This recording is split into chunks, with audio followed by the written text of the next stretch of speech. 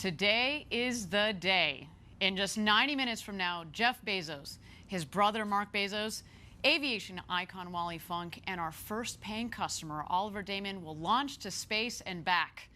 It is a historic moment for human spaceflight and a future where millions of people are living and working in space. Today at Blue Origin, it's first human flight. The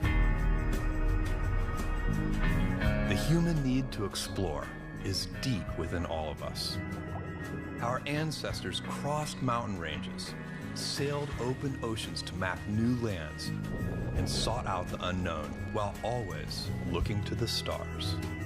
We're curious, and now we're at a place where we can pioneer new horizons. Because Earth, this blue planet and all its beauty, is just our starting place. It's time. T-minus 10, 9, 8, 7, 6, 5, 4. Command and start. 2, 1. And liftoff.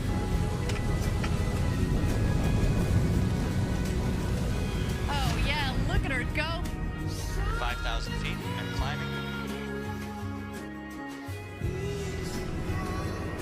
Now is the time to open the promise of space to all and lay the way for generations to come.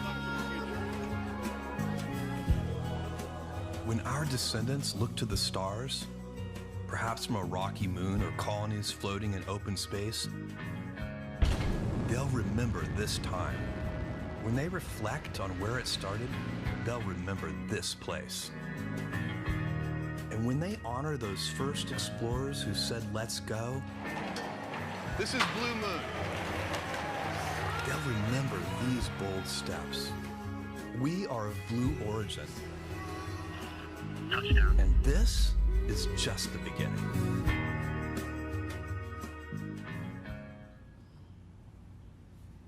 Good morning, everyone. My name is Ariane Cornell, and on behalf of everyone at Blue Origin, I am thrilled to welcome you to first human flight. It's a big day here at Blue Origin. 4 astronauts will launch to space and back on board our new Shepard rocket, which has safely flown 15 successful consecutive missions leading up to today. Today's launch represents a number of firsts. This launch will be the first time a privately funded spaceflight vehicle has launched private citizens to space from a private launch site and private range down here in Texas. It's also a giant first step towards our vision to have millions of people living and working in space. All the accomplishments with New Shepard directly help the development of our orbital vehicle, New Glenn, and our lunar program, Blue Moon. We're a human spaceflight company at our core. And by building a vertical takeoff and landing rocket first, we've been able to scale that technology up. And you might ask, well, why did Blue set out to do this?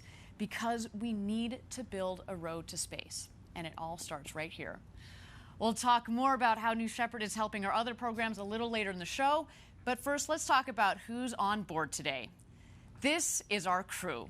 In their flight suits with their first human flight mission patches, they have completed training and they are ready to go this morning. Right in the center, of course, is our founder, Jeff Bezos. He's dreamed of going to space since he was a little boy. Jeff will be seated in seat number 6, right next to the hatch. Jeff invited his brother Mark Bezos to join him on the journey. Mark will be seated in seat number 4. And since there are 2 Bezoses flying today, Mark's call sign is going to be Demo. That is an acronym for his kids' first names. And the other astronauts' call signs are going to be their last names. You'll hear that, of course, over the radio later today. In seat number 3 in the capsule, Wally Funk. Wally has been trying to get to space her entire life. And today she'll surpass John Glenn, American hero, as the oldest person to reach space at the age of 82. Oliver Damon, occupying seat number 1, will be the youngest person to have traveled to space at just 18 years old. He joins us from the Netherlands. So today we have both the youngest and the oldest people to have ever flown in space. How about that? What a crew do we have for you this morning? Each of our inaugural crew will be receiving an exclusive Omega watch as a gift, which will fly with them on their historic flight to space. And each watch will be engraved with their name, the flight number, and a unique Blue Origin feather on the back, something to remind them of today's mission for years to come. This one, they've donated to me for the day, but sorry, Omega, you may or may not be getting it back. Sorry, not sorry, actually. Now, these soon-to-be astronauts have been down here training for a couple of days now, and the great thing about New Shepard is, since it's autonomous, just about anybody can fly on board. We designed it this way from the very beginning, so the people on board can sit back and enjoy the ride of a lifetime. Let's take a look of some of that training from the last 2 days. This training is meant to get you comfortable with the vehicle, get comfortable and familiar with the sights and the sounds, and learn how to maintain a safe mission. Again, it's autonomous. We're not teaching you how to operate the vehicle, and that's exactly what you're seeing here. You know, I actually recently went through this training, and I gotta say, the training is a lot of fun, very informative, but also, very importantly, you build these bonds with your fellow astronauts, and you create these stories together. Now, my crew of astronauts, A-S-T-R-O, capital N-O-T-S, astronauts, we were the fake crew. We called ourselves the prequel penguins because we were the last rehearsal crew, and we wouldn't be flying. But again, these are the types of stories that you walk away with. And, you know, at the end, after that training, I felt prepared to fly. And when I say prepared to fly, I felt confident in my own abilities to participate and enjoy the flight, but also confident in Blue Origin, the team, and most of all, this big, beautiful rocket that we built with safety at its core. It was a great experience, and obviously one that I highly recommend, but next time, though, I'm not just stopping at the training. I'm getting on top of that rocket.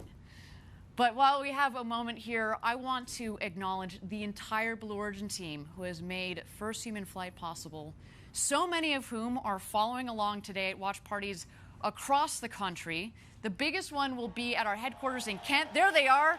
It is early. Good morning, guys. They're going nuts already. I love it. I love it. Thank you, Team Blue. You guys are in for an amazing day. Amazing day. I love it. I'm not really a morning person, but you know what? This is a really good excuse to get up. Let me tell you, it's going to be a big day. All right, down here in West Texas, a little earlier today, our astronauts arrived at the Astronaut Training Center. And standing by outside the Astronaut Training Center is our on-the-ground correspondent, Caitlin Dietrich. Good morning, Caitlin. What is the latest?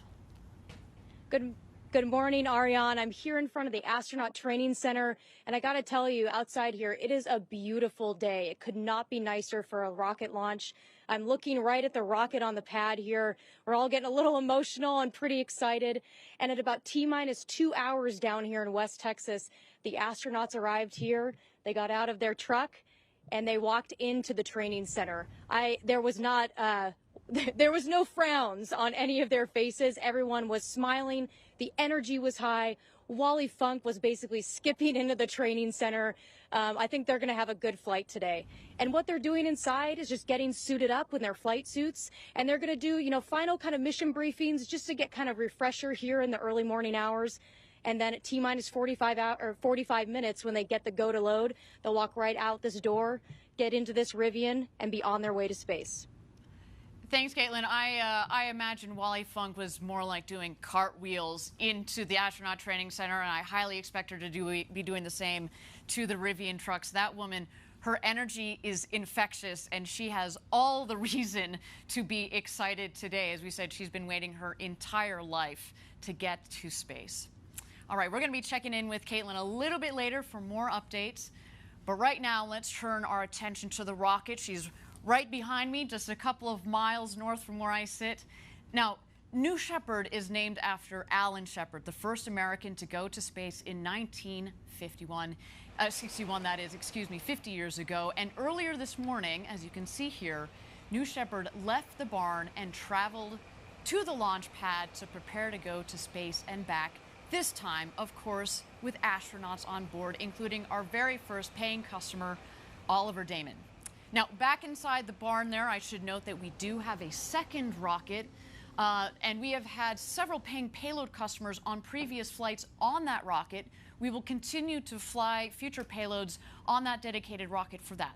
The rocket that's over my shoulder here, that rocket will be dedicated to flying astronauts this flight and going forward for many more to come. This day here at Blue Origin is the culmination of years of testing, learning, and safely proving out the system across 15 successful consecutive missions. With that in mind, let's zero in on New Shepard, the importance of safety and redundancy, and how we got to first human flight. For New Shepard, we've been following an aggressive step-by-step approach from the beginning. The first time we flew New Shepard, we demonstrated every single aspect, re-entry, parachute deployment, and that mission was 100% successful for the capsule. M2 was about rolling in changes and trying it again. This time we stuck the landing, but we needed to show we could do it again. So that was what M3 was.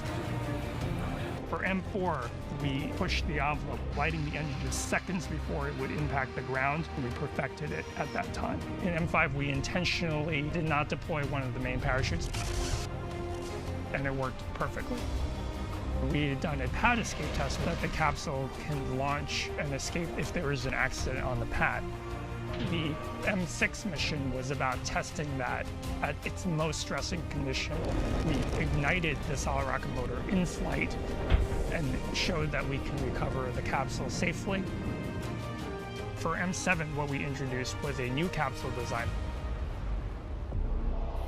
M8 was just a repeat. And then the third escape test was to show that we could escape in space. So on M9, the capsule lit off its solid rocket motor and landed safely. M9 and M13, we are flying payload missions for customers, giving us even more and more confidence in the capability of the New Shepard system. 13 was a perfect flight, preparing for the M14 mission, another verification and check. We're ready for first human flight.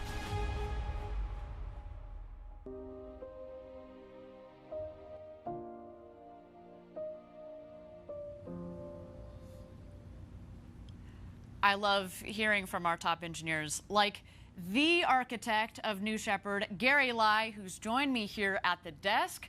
Gary's been at Blue Origin for over 15 years and is part of the amazing team that built New Shepard. Gary, welcome. How's it going? How's your day? Anything going on? You got anything on your schedule? Yeah, I'm a little busy. Oh, okay. Okay, fair enough. Why don't we launch a rocket? What do you say? All right, let's do it. Well, while we got a little bit of time, why don't we get into some of this talk about the step-by-step process that's gotten us to today. So we talk at Blue Origin about our motto, Gradatum Ferociter, step-by-step ferociously in Latin. Talk to us about NS-14 and NS-15, the two prior flights with this same rocket. What happened, and why did we finally come to the conclusion it's time to put people on board? So, Ariane, the last two flights, NS-14 and NS-15, you could think of as full dress rehearsals for what we're about to do today. We used the same hardware, the same software, and even the same operational procedures as we're going to use today.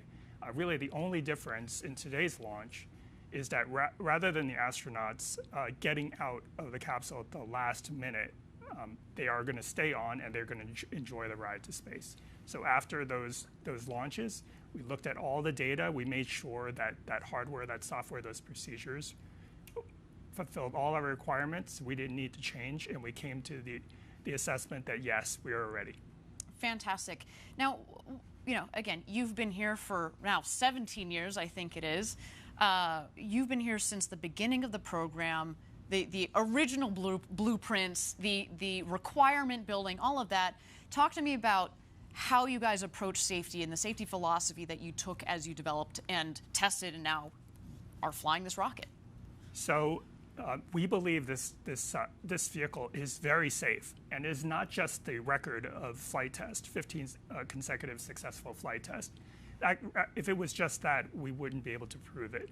The reason we know it's safe is because we have done so much more testing on the vehicle and the components on the ground in much more stressing conditions. Really, what the flight tests tell us is what what does the vehicle and its components have to, what are the normal conditions? And then on the ground, we test well beyond those conditions, really until we break it. So when we say it's safe, it's because we know it can take much more than it's going to ever experience in flight. Really, the flight is kind of easy on the vehicle. Fantastic. I want to turn our attention for just a moment to the next vehicles in our fleet of programs that we've got going on at Blue Origin, New Glenn and Blue Moon. New Shepard really is is built into the DNA of those programs as well. We don't just stop with New Shepard. We're going orbital, we're going to the moon, we're going to beyond. Why don't you talk about how New Shepard supports those other programs? So New Shepard is just a part of the entire story of Blue Origin. Really, if you set out just to make a space tourism suborbital vehicle, you would not have built New Shepard. It would be overly complicated. We selected the architecture of New Shepard so that we could build a vehicle and technologies that would allow us to gain practice and develop those technologies for those other vehicles. For example, vertical powered landing is a very complicated way to land a vehicle, but it is very scalable. And if you are going to a place like the moon, you're going to have to do it. You can't land on the moon with wings. Deep throttling engines, you need that to land on other planets, and then also liquid oxygen and liquid hydrogen propellants. They're very high performing, the highest performing propellants they are, and you can also extract them from lunar water. So again, New Shepard, very important part of everything that we're doing here at Blue Origin. Of course, we're going to have an incredible suborbital tourism program. We've got a wonderful payload program with many customers who have already flown, but this is just the beginning of many great things to come at Blue Origin. Now, I want to go back a little bit and talk about, we were talking about safety just a second ago, talk about redundancy. Backup systems. And in the case of New Shepard, backup systems to the backup systems to the backup systems to the backup systems. What is going on there? Because it goes beyond what meets the eye, right? Absolutely. So every system on the New Shepard vehicle that is needed for safety has one or more backups, many backups in a lot of cases. So let me give you some examples. So we've already talked a lot about the escape system, and that will activate, if in case there's something wrong with the rocket, it will activate and propel the crew away and land safely. We've talked about the parachutes. There are 3 parachutes. We've designed the vehicle to land if only one of those parachutes opens. But that is just a start. Every valve on the vehicle, every mechanism, every battery, every sensor, every wire, every flight computer, everything on the vehicle has a backup, and in some cases, multiple backups. An incredibly redundant vehicle. Last question for you. Would you put your kids on board? We set out to design this vehicle for anybody, not professional astronauts, anybody with very little training. And that is a very hard problem. And yes, we have succeeded, and I would put my own kids on that vehicle. All right. One day, summer vacation in space. Thank you, Gary. Appreciate the insights. I look forward to seeing you back here later on in the show, and we'll get a lot more input from Gary Lai, again, the architect of New Shepard. And with that, let's take a breather, check out New Shepard on the pad as we take closer to first human flight.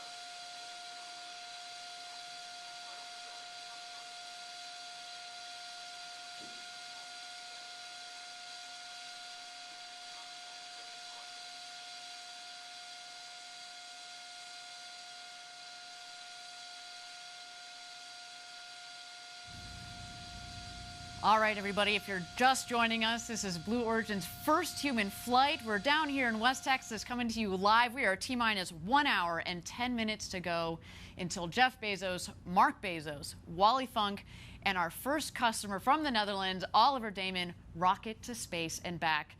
The excitement is palpable down here at Launch Site 1 in West Texas.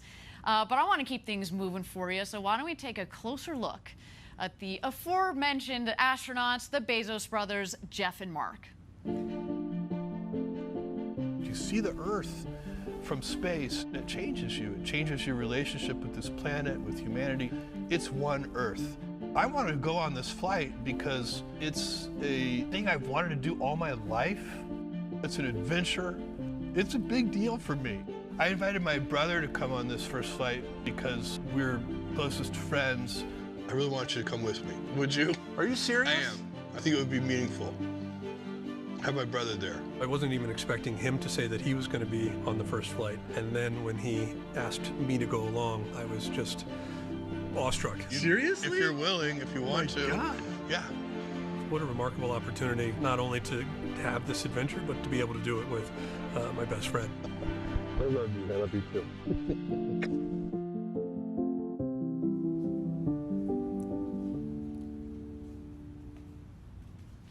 What a cool story. Brothers sharing a historic experience together. Now, Mark has been part of the Blue Origin story from the very beginning. He's been with us every step of the way, and we're so excited to see him on this first human flight. You're taking a lot of us up there with you, Mark. But we're not stopping there. Second human flight and beyond are already in the works. And, you know, since the auction on June 12th, I've had the good pleasure of speaking on the phone with many of the participants from the auction who now have been quickly filling up seats for the next several launches. Sales are open, everybody. If you're interested, send us an email at astronauts@blueorigin.com. And we're planning 2 more flights this year, and, as we said, many more to come in the years following. Folks, this is an authentic rocket ride. You're in the crew capsule, launching 100 kilometers up over the Kármán line, the internationally recognized line of space, and safely back to Earth. And what a crew capsule it is. Let's take a look. For your once-in-a-lifetime journey, you will travel past the boundaries of Earth's atmosphere and into outer space. Featuring windows that comprise 1/3 of the capsule's surface structure, the largest windows ever in space, you'll have a view of the curve of the planet and the vast darkness of the cosmos. Every detail of the capsule has been precision engineered for your safety and comfort, with reclining seats specifically designed to absorb the impact of landing and an escape motor that can safely propel the capsule from the booster rocket. At the apex of your flight, you'll experience weightlessness. Unbuckling from your seat, you're free to explore different perspectives from each window before your return to Earth begins. This is the beginning of a revolution in space travel, and Blue Origin is going to take you there.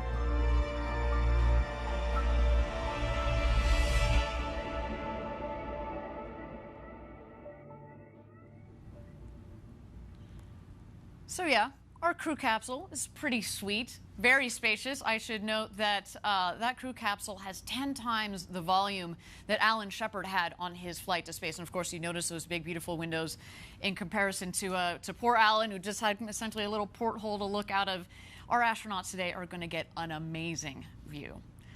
You know, today, as we mentioned, is just the first of many flights to come on New Shepard for that capsule. And let me tell you, as somebody who was at the recent live auction for the very first seat on today's rocket, people want to fly to space. We had nearly 7,600 people from 159 countries registered to bid.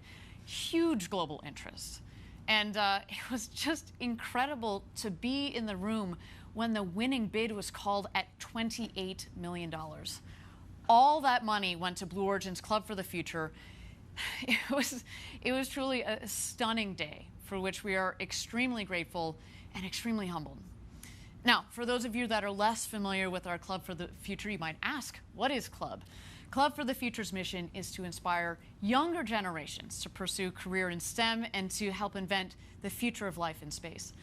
The club and its collaborators are doing this in many ways, like sending student postcards to space on New Shepard and back, sending them, posted them, flown in space, of course.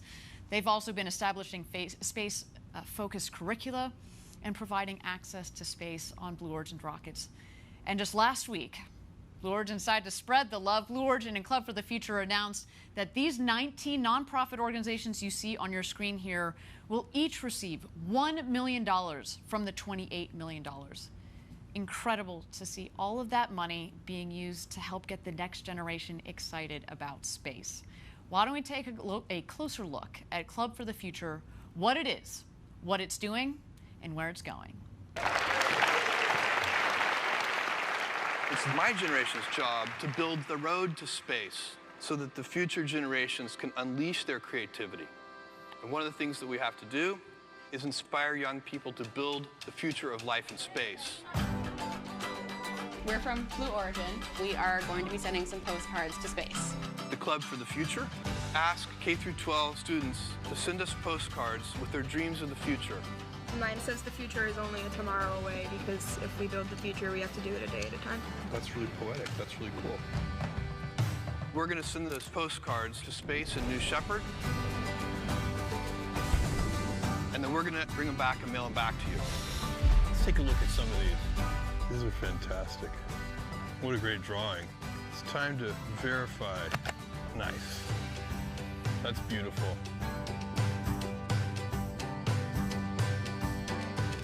I'm interested in space medicine and space exploration, so I have a futuristic city with a rocket launching. Thanks for being members of the Club for the Future. The kids I talked to earlier, if they are representative of the current generation, we are in good shape. Big things start small. Let me tell you, the future of space is in very good hands. Guys, we're building the road to space, but the journey on it is going to be yours. And there are a lot of brilliant kids out there, so please keep up the great work, guys. With that, why don't we take a breather, check out New Shepard on the pad as she gets ready for first human flight.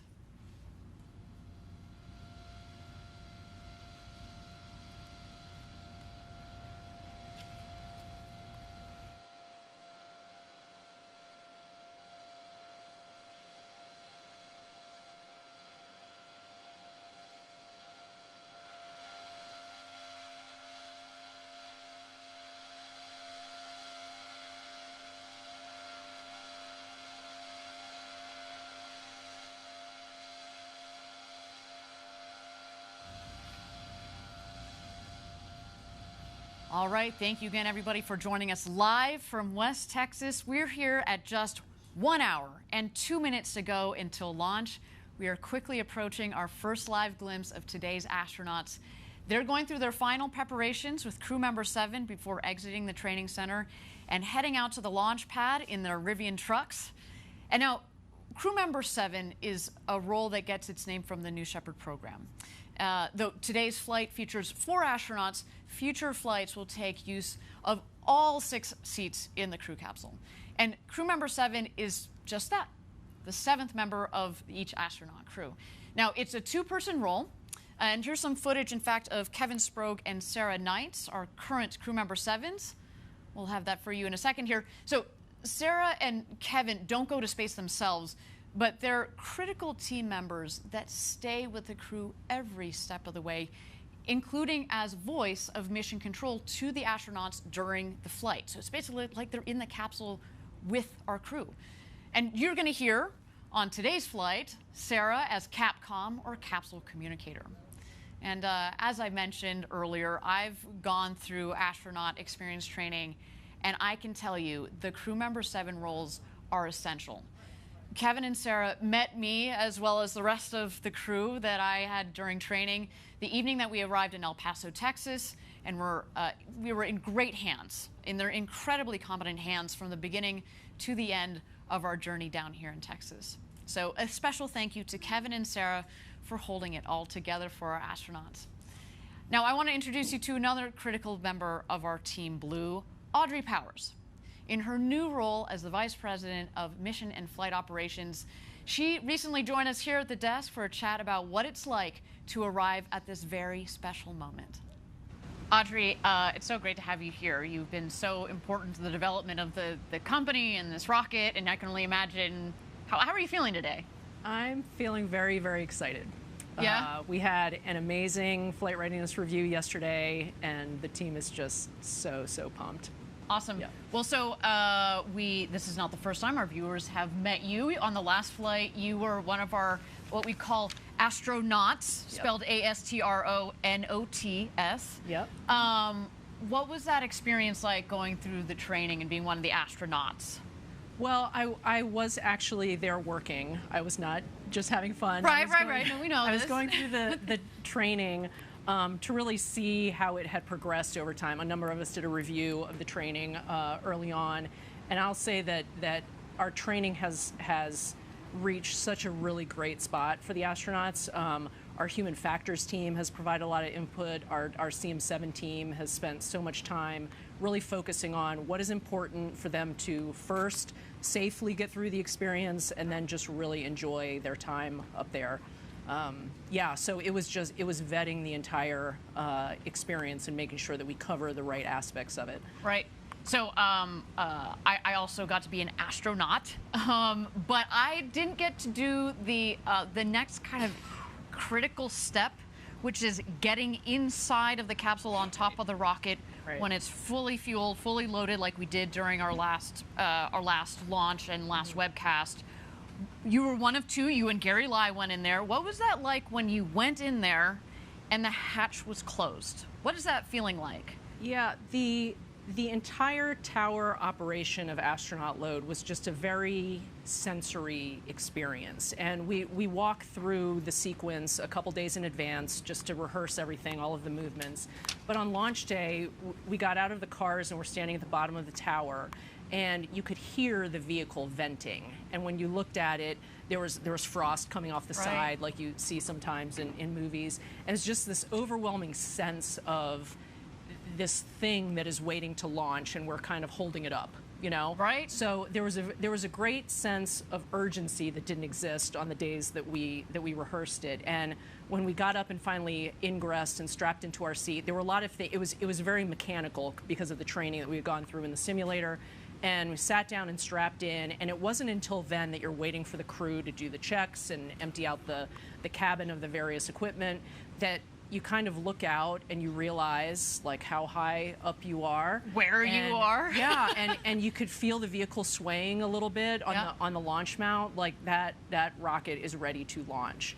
And when it closed, I remember thinking before, like, oh, I'm going to have all these clever things to say to Gary, you know, because we've worked together for so long. And, like, I couldn't think of anything. It was just like, I want to go so bad, you know? Like, can you lock the hatch from the inside? We were wondering if you guys were going to do a little stowaway situation. Sorry, there are cameras. I know. Saw you. Yep. So it was just this really rich sensory experience being in there from all angles. Yep. Well, so you are now head of New Shepard Flight and Mission Ops. Mm-hmm. What does it feel like this day that we're actually putting people on board and we're closing the hatch and we're keeping the people in the capsule to go to space and back? What does that feel like? Well, we've spent, in recent weeks, we've finalized a years-long effort called our Human Flight Certification Plan. And it culminated in an extensive review, over the last month with external reviewers, and our FAA partners were involved. And it was the culmination of the entire program, you know, years of work on this program. And I was so struck by how much work has gone into this across the years and across the disciplines. And the people in that room kind of finalizing all of these check boxes, it was just an overwhelming sense of the history that we had collected of this program. And I was so, before I came to this position in New Shepard, I supported New Shepard, and I knew the hard work that was going on in this program, but I have been so struck by just the professionalism and the bias for action and just the critical thinking that everyone on this program puts in. And I have been awestruck by people that I have been working with for years. I mean, I knew what great work they did, but being part of it and part of this team, I'm so honored that they wanted me in this position, and then I'm participating in this now. Yeah. Well, Audrey, to you and to your team, to the whole Blue Origin team, thank you for all of your hard work. We cannot wait to see the launch, and Godspeed, New Shepard. Thank you. I can't wait to see it either. Audrey offers such great insight into New Shepard. She's also a pilot herself. Oh, and the chair of the Commercial Spaceflight Federation. She's had an incredible impact on space legislation and policy in some major ways, as well as a major impact on Blue Origin. So thank you to Audrey. She's kind of busy today, so we're very proud to have had her on stage just a couple of days ago. All right, we're at T-minus 55 minutes to go until launch. Let's go ahead and check out New Shepard as she gets ready for her flight today to space and back with our first human flight crew.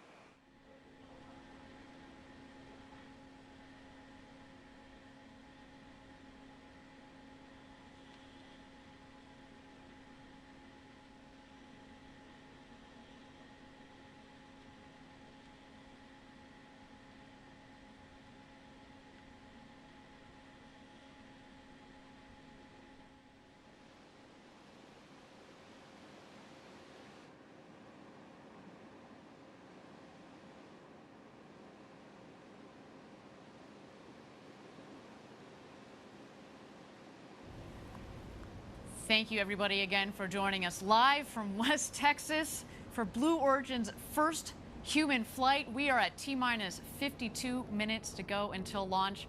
Right now, our 4 astronauts are inside the Astronaut Training Center. We are waiting for them to exit to get in the Rivians, and then we will be waiting for a go for astronaut load-in. I can already hear the helicopter above that's going to be following them on their way out. Now, that Astronaut Training Center, what we have in that training center is basically it's a classroom, but I'd say the centerpiece of it is a beautiful crew capsule simulator. And it's a really cool simulator. Some of you may have seen in the past, we've had a mock-up that we've been able to take to various events. But the simulator that's in the Astronaut Training Center is kind of a step above, a step beyond, because in it, we are able to simulate the sounds, the vibrations, the full crew screen and alert system that we have for every single seat. And so during the training, you spend a lot of time, of course, understanding, with crew member 7, understanding the general New Shepard system, all of the procedures, ingress, egress, and getting to know the Blue Origin team. But you do spend a lot of time in that crew capsule. And as mentioned, we go through these simulations of the flights and of all sorts of different scenarios so that our astronauts feel comfortable, as we said, so they can sit back and kind of enjoy the ride, enjoy this incredible experience. They've got these huge windows right next to them. We want them to be focused on that view, focused on feeling the G's as they come on. You know, you're in these beautiful, nice, soft, reclined seats that disperse the G's. It's a wonderful experience. And that simulator, we run these scenarios. We've got full audio. We've got full vibration. And it's a really critical component of the training program, let's say. Now, we also, of course, we will take them out to the pad the day before launch. We want them to walk up the crew access tower. You'll see it's hidden a little bit in that shot there on the left there, but that is the safety shelter. So we'll see as the astronauts drive out to the pad itself, they will ascend the stairs, the set of stairs on the left. They'll take kind of a bit of a timeout in the safety shelter. the crew member 7, Kevin Spro, will go out to the across the bridge there to the tower that's in the center of your screen. He will be working with the tower crew there, make sure everything is set and sorted to go for our astronauts. He will then go back to the safety shelter and get the astronauts and get them ingressed into the capsule. The astronauts right now, though, they are in the Astronaut Training Center. Again, we are waiting for them to emerge shortly here. We are at T-minus 49 minutes to go until launch.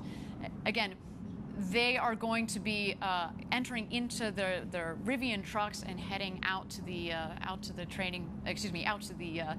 launch pad. This will be our first glimpse of the astronauts. We're going to see those shining smiles of theirs. I'm sure they're trying to contain their excitement. You know, you've got that excited energy that, of course, they are controlling themselves. Although, again, let's be honest, Wally Funk doesn't control her excitement. I'm, as I said, fully expecting her to do full somersaults and cartwheels on her way into the Rivians. And why don't we just wait here for a moment as we wait for those astronauts to emerge.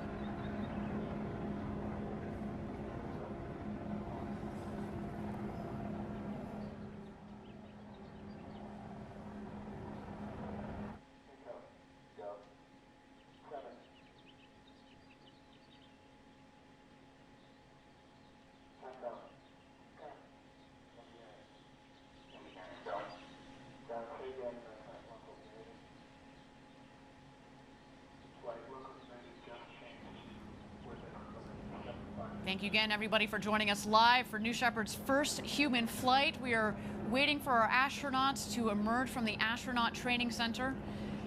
We've got our on-the-ground correspondent, Caitlin Dietrich, who is just outside of the training center. Caitlin, what's going on out there? So you can really feel the energy start to build now. We've just heard that everything's continuing nominally towards launch. The countdown is moving forward. We've got our helicopters in the air waiting to capture our astronauts as they take their Rivians to the launch pad. The sun's coming up. It's a beautiful morning. Our teams are going to be standing on the road, hooting and hollering as the astronauts drive by on their way to the tower. And I'm starting to get goosebumps over here, and it's a little bit emotional. But we'll be back in just a couple minutes, and we'll watch these Astros as they head out into their truck and on their way to space. Fantastic. Thanks, Caitlin. We'll send it back to Caitlin in a moment here as we wait for those astronauts to emerge from the Astronaut Training Center. You know, I'll tell you, the last thing that they do before they exit the training center is there's this special coin ceremony. It's a challenge coin that's given to each one of the astronauts for them to take in their suit up to space and back. It's a military tradition, but it really makes you feel like you are part of a team, and what a team to be part of, what a crew to be part of. Only New Shepards astronauts are going to be able to get these coins. You only get the coin if you get to go up to space and back. And these astronauts, again, have completed their training, and they are ready to become the next set of international astronauts. So again, we're waiting here for just a moment while we wait for the astronauts to emerge from the Astronaut Training Center. We are at T-minus 46 minutes to go until launch.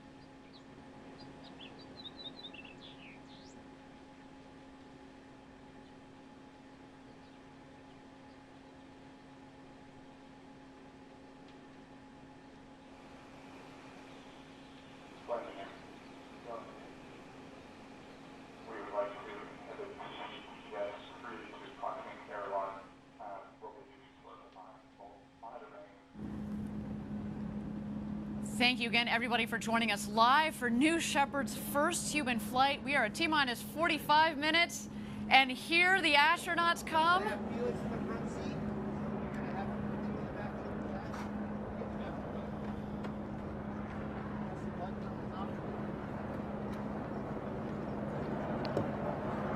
There you see Jeff Bezos in the foreground, Oliver Damon stepping into the Rivian. Crew member 7, Kevin Sprague, there on the right. As well as Wally Funk. What a moment for her. At the age of 82, she will become the oldest astronaut to have ever flown into space.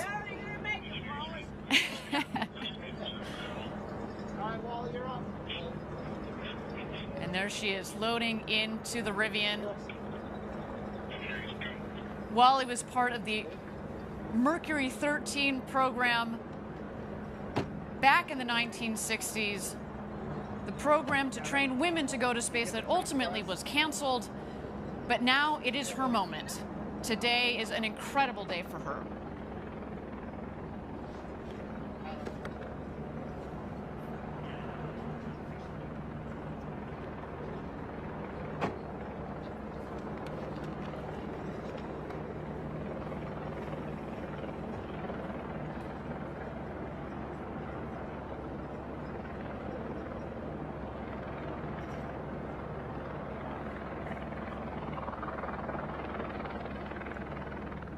All right, now we're going to be waiting for mission control to get a go for astronaut load out to the pad. That's when the Rivian will start heading out towards the pad. They're actually going to pass right behind me here. I'm certainly going to give them a wave. They then will pass mission control, get some last-minute love from our team there, as well as their families. And then they will head down the road to space to the launch pad. And we'll go for load-in. There they go, everybody.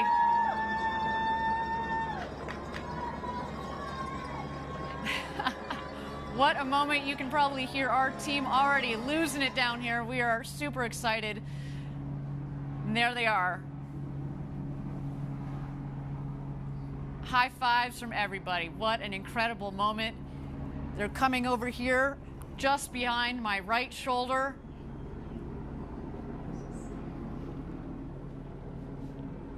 A moment we've been waiting for here at Blue Origin. So much hard work has led to this moment. How exciting. Wally Funk, the Bezos brothers, Oliver Damon, our 4 crew members are heading out to the launch pad. There they go. See you guys. Oh my gosh, they are in for the flight of a lifetime. And just a couple of yards to my left here, that is mission control, and here they go, passing by mission control. There you see Jeff Bezos waving to the team.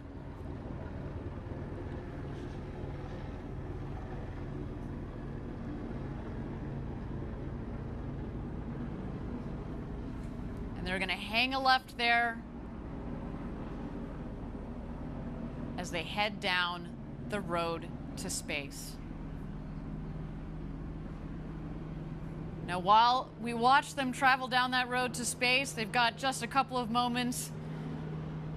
It's a long 2-mile road there. We've got a couple of moments. Why don't we meet aviation icon Wally Funk? You're in zero gravity for 4 minutes. You come back down. We land gently on the desert surface. We open the hatch and you step outside. What's the first thing you say? I will say, honey, that was the best thing that ever happened to me. I've been flying forever, and I have 19,600 flying hours. I have taught over 3,000 people to fly, private, commercial, instrument, flight engineer, airline transport, gliding, everything that the FAA has, I've got the license for. And I can outrun you.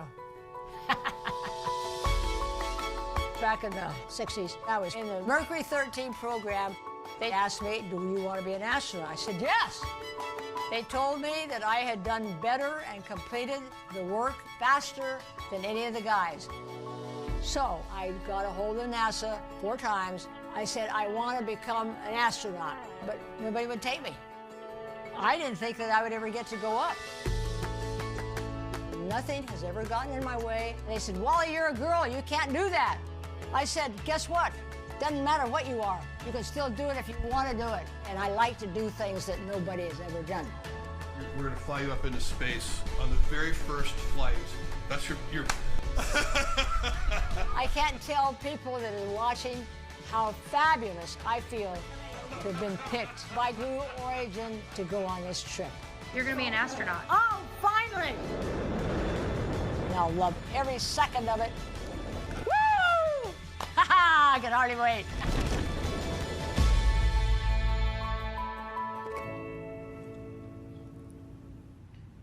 We are just so thrilled and frankly honored to help Wally Funk finally realize her dream of going to space. Now, recently I was lucky enough to spend a couple of moments with her right here at the desk. Why don't we take a look?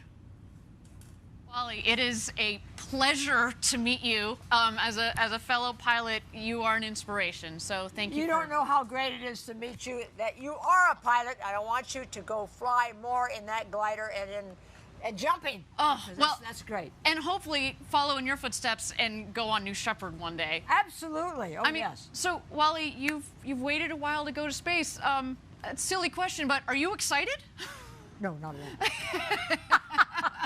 all. Of course. Since I got on the airplane and I got to fly the airplane and get here and meet all of you, this is so fantastic. What do you, so on launch day, what do you think is going to be the most exciting thing? What are you looking forward to the most? Liftoff, climb, undo, and be able to move around in the, if there's room. I want to do a lot of stuff because I've done that in other situations. And you were just telling me a second ago, you're going to take your camera up there and you've got a postcard that you're going to take a photo with. That is what's going to be on the window when I go up, and then I'm going to take a picture of it with the Earth behind me. That's such a beautiful photo of you and the American flag back there in your flight suit, and that's going to be a spectacular photo. So, you know, this is probably, I imagine, your first time down here in West Texas at our launch site. Absolutely. What do you think? No, I used to be in Texas and teach. I think everything's fantastic. I mean, I've been treated so well, and the food is so great. I can't believe it's coming from, I don't know, California. Right, right. And you're lucky to be here with all these friends and people and see what's going on. Absolutely. Well, so, Wally, as I said, you've been an inspiration to me. What would you say to the next generation of young people that are out there that want to go to space? Well, I've talked to young people all my life. How many of you girls and boys want to fly? Well, not many raise their hands. I said, well, I tell you what, get your parents to take you out and give you a flight. Right. That's what my parents did at 7 years old. And if you like it, you'll continue on. And if you don't, you might continue on because something's going to be in your heart that's going to want you to do that. I cannot wait to see you go to space. Thank you for being with us. It's a pleasure to have you. Thank you. Thank you, honey. So yes, as you just saw, Wally Funk is the real deal. I was doing my best to contain my fangirl moment there because she, again, is an inspiration to so many people around the world, and myself included. We see here that the astronauts are starting to ascend the crew tower. There's Wally waving. She's leading the crew. Gary, welcome back. It's good to have you back here at the desk to get you to help with the play-by-play here. We just saw a moment ago that they drove around the ring road, stopped, took a photo because, of course, you know, we're memorializing this moment as best we can for these astronauts. They so deserve it. So going up the tower, we've got Wally, then it looks like Jeff Bezos, his brother Mark, and Oliver Damon that are heading up to their rocket. Now, while we have a moment here, I do understand that Caitlin Dietrich is standing by at Mission Control. What's going on outside Mission Control, Caitlin? Hey guys, Caitlin here. I'm with Jarrett Jones, the head of our New Glenn program here. Jarrett, how are you feeling today watching the launch here from Mission Control? Excited, awesome, this is amazing. It's just incredible. You could only dream about this day. And you know what, Caitlin? It's not lost on me and probably many of the viewers that today is like July the 20th, the day Neil Armstrong, who also graduated from my alma mater, Boiler Up, stepped on the moon and made history. And we're doing it at New Shepard and Blue Origin, doing our first human launch, and it's just amazing. And the reason I'm excited, but also focused, is that there's quite a bit of technology transfer from New Shepard to New Glenn. Everything from the BE-3 engine with the LOX and the hydrogen, all the way down to our landing gear. I mean, this is an exciting day for us, and I'm just excited. I don't want to take the spotlight away. It's about New Shepard, and I'm just very proud of this team, and then Blue Origin as a whole. I mean, just amazing day, Caitlin. Well, we like to say that New Shepard is basically the second stage of New Glenn, so you're kind of seeing the second stage fly here today. Absolutely, absolutely. New Shepard was built and designed for scalability, and we took advantage of it in New Glenn. So it's amazing feat that we're doing, and just proud to be here. Just glad to be here, Caitlin. So smart. It's the epitome of our step-by-step approach, as you hear us say. And I want to pan back to Mission Control. We've got a lot of our team here on the porch here. Hey, guys! Woohoo!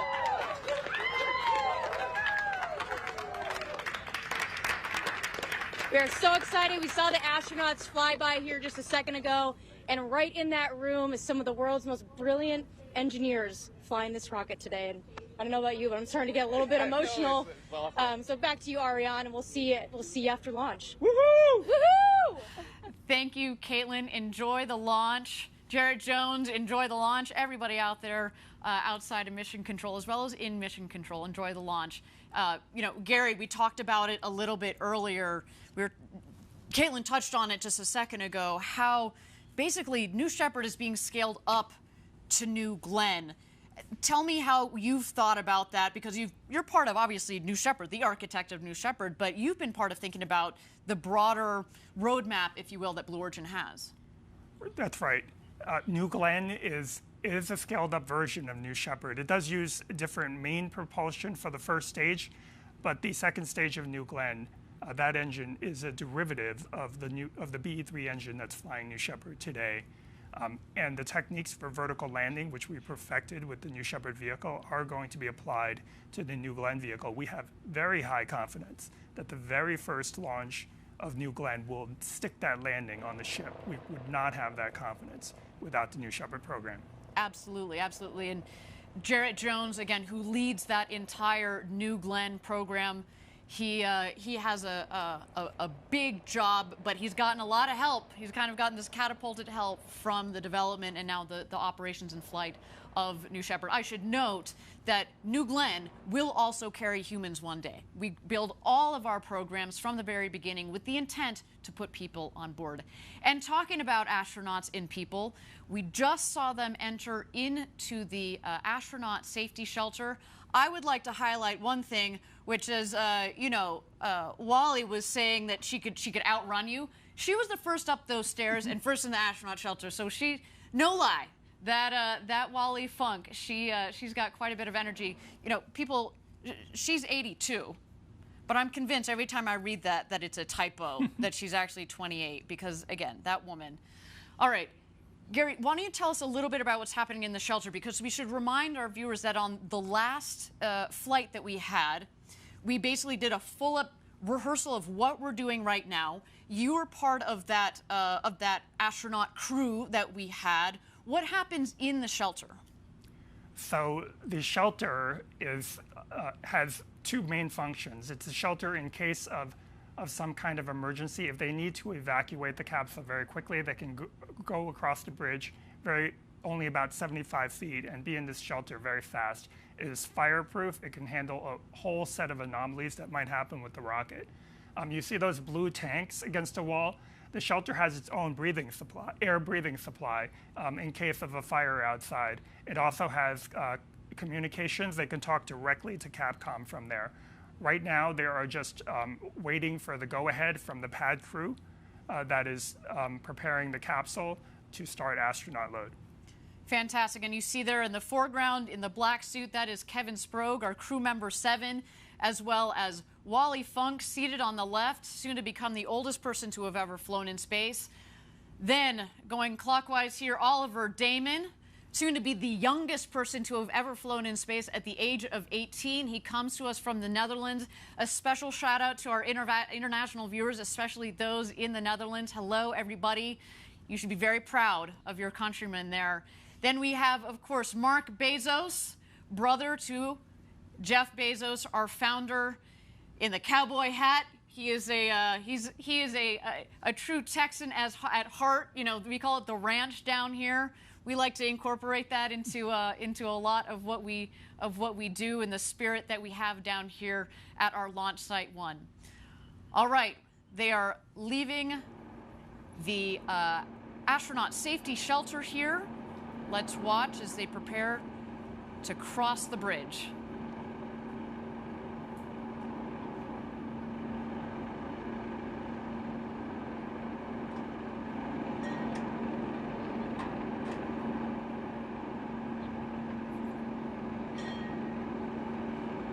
What a moment. Jeff Bezos. Mark Bezos. Wally Funk. And Oliver Damon. Ring the ceremonial bell, making some noise on their way to get into the crew capsule. Kevin, the crew member 7 that you see there in the black suit, he is now going to help them ingress, get into the capsule, get situated in their seats, and of course help them get buckled into their harnesses and go through any final safety checks before closing the hatch. I mean, we should note though, Gary and I have both been through the astronaut training experience. It's a 5-point harness. By the time you're done with training, you can do that upside down, backwards with your eyes closed, inside and out. I mean, you definitely understand how that works, and you're going to need to, because when we come back, when you get back into your seat from 0G, that's very important. Let's watch here as they cross the gantry, taking some final photos. We've got our photographer there, Felix Koons, a brilliant photographer who's taken those beautiful shots of the crew that we saw earlier. And there they go, into the crew capsule.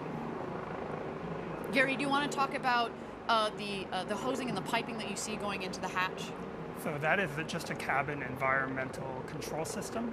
While it's on the pad, before we seal the hatch, we want to make sure the air is fresh and air conditioned in there. That hose will be removed, obviously, during hatch closure. And so what they're doing now is just one by one entering the cabin and getting fastened, and then they will go through a series of comm checks with Capcom. Fantastic. There's Wally Funk in seat number 3 there. Oliver getting situated in seat number 1. I'm starting to shake a little bit. I mean, not only, again, have we practiced this, and not only on the last flight did we have a full astronaut rehearsal like this, but it's different. We've done, again, 15 consecutive missions to get to this point. But it's so much different when you put people on board. But again, so much testing, so much design, so much thought, and incredibly well-trained Blue Origin team that's supporting these astronauts, our first crew on New Shepard. Just wonderful. We are ready for today. Now, we are standing by here for Capcom to welcome our crew into the capsule. Let's stand by for some audio there. There's our mission control.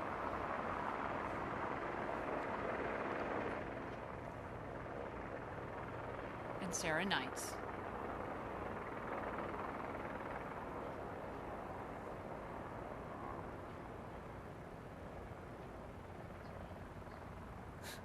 Sarah Knights, again, she has this incredible...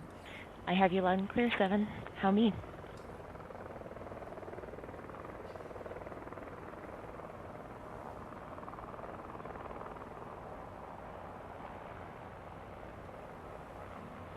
Here comes Kevin. Kevin will help you out. Here comes Wally. I can see it's jammed in there. Don't keep pulling on it. Okay.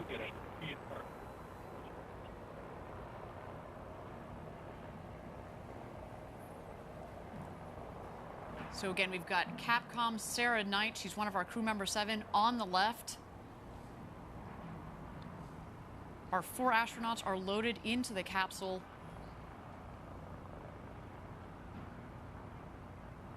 There is Wally Funk in her seat,